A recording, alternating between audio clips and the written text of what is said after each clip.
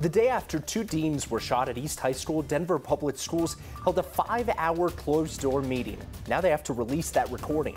Governor Polis declared an emergency response after this week's severe weather, but one county is making claims they're being left out over politics. We take a look at the missing context. And more money is being given to Club Q shooting victims just days after they gathered at City Hall, saying donated money is not being distributed fairly.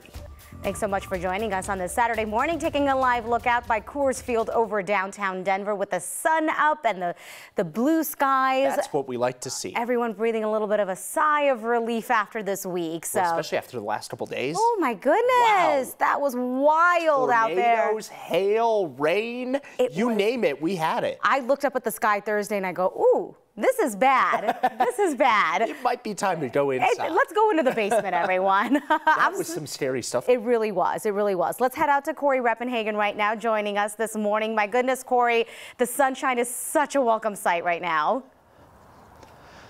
Yeah, this is going to be a breath of fresh air for a lot of people after a few busy days of just active thunderstorms and damaging thunderstorms.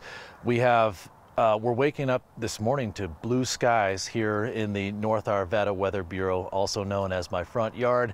And these blue skies will stay like this all day long. So we're going to get those temperatures up into the mid 80s. And I think it might be warmer than it feels, or they'll feel a little bit warmer than the temperature is because of the sunshine. Now take a look at the webcam shooting back to the west here, but you can see the rising sun glistening off of the buildings in downtown Denver. We got down to 50 degrees this morning. That dew point, look at that, 41. That's some of the driest air we've woken up to in the morning here in the Denver area in a while. We've had dew points in the 50s and 60s for several weeks now, so a 41 is very welcome and refreshing. Here's what your day looks like in Denver. All sunshine. Look at all those sunny logos there. That's going to be a great breath of fresh air. Heading up to about 84, 85 degrees in the Denver metro area, and that'll be the case for most of the Front Range and the Eastern Plains today as well. All right, thanks so much for that, Corey. A judge says Denver Public Schools violated the state's open meetings law. Yeah, the judge is ordering Denver Public Schools to release a recording of a 5-hour closed-door meeting from back in March where the school board decided to bring back armed police officers to schools. The school board met the day after two deans were shot at East High School. At the time, the board said it was going into executive session to discuss, quote, specialized security arrangements. The judge ruled the board did not discuss those issues in the executive session, and they didn't give enough public notice about the session. 9 News was among a group of media organizations that sued after DPS refused to release the recording. The judge gave the board until noon on Monday to make that public. Now, Denver Public Schools now says students overwhelmingly want armed Denver police officers back on their campuses. Top administrators told the school board as many as 4 out of 5 students surveyed want SROs back. Yeah, but 9 News reporter Cole Sullivan is explaining that those numbers don't actually tell the whole story.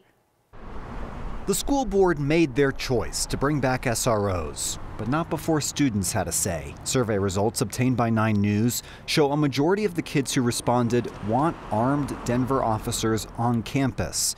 Their comments show why. One North High School student wrote, quote, "I want to be able to go to school and be safe and ain't got to worry about getting shot." Another, who voted against bringing officers back, said, "We should push for long-term solutions that don't involve getting more guns involved." At MLK Early College, one student said bringing back SROs will make things feel more like a jail. At JFK, a child said the campus needs armed officers because, quote, "To be completely honest, I don't feel safe at school." This is a huge issue. Elizabeth Borsiaga is an organizer at Movimiento Poder, an advocacy group opposed to SROs. She argues the survey results in favor of SROs are flawed. A lot of our data, a lot of experiences are being ignored. Only about 20% of students actually voted. Previous surveys underrepresented students of color. Some maybe didn't care, to be honest. And some maybe were afraid to speak their truth or the fear of retaliation. With the board's decision already made, the 1 in 5 students who voted against armed officers in school will still see them this fall. And she says that may mean they don't feel as safe on campus. Here, we're trying to strive for safety as well. But ultimately, we have to look into what does safety mean for a lot of folks. Administrators told the school board earlier this month that an even higher portion of staff and parents voted to bring back SROs. The district's latest draft of its safety plan is calling for them to be in every school with grades 6 through 12. The final version of that plan is due in a week. The cleanup in Highlands Ranch continues this weekend after an EF1 tornado ripped through neighborhoods. New video shows a tree getting completely uprooted. You can see just how strong that wind is there. That happened on Thursday. Oh, my goodness. Just look at that, just tearing up the grass and knocking over the fence like it's nothing. Oh my goodness. Wow. You can find that kind of destruction all over the area in Highlands Ranch. Allison Stewart, who lives there, told us she went to her basement as soon as the wind and rain got really intense. As her family huddled there, this is what happened outside her house. Basketball hoop fell down, patio furniture tossed around like it was toys. A trampoline from 3 houses over flew into her yard. Stewart says it felt surreal when she finally got outside to see all the damage. Well, we came out of the basement and I turned right and I saw probably a 30-foot pine tree up against my windows in the house, and I just said, oh my God. And as I kept walking through the house, just, oh my gosh, oh my gosh. That tree that was up against her house that you see there, that wasn't even hers. It was her neighbor's. Flew in from across the yard. Wow. My goodness. This is the National Weather Service's preliminary tornado path. 6.3 miles through Highlands Ranch and a part of Lone Tree. The EF1 tornado had a peak wind speed of 97 miles an hour. It was a quarter of a mile wide and was on the ground for 20 minutes. Just not the type of thing that we see very often here. The cleanup is just beginning when Republican leaders in Douglas County began making misleading claims accusing Democratic Governor Jared Polis of withholding help for political reasons. Douglas County Commissioner Laura Thomas, Castle Pines Councilman Roger Hudson, former state GOP Chair Christy Burton Brown suggested the Governor Polis did not include Dudco on a disaster declaration with other counties because it's a conservative county.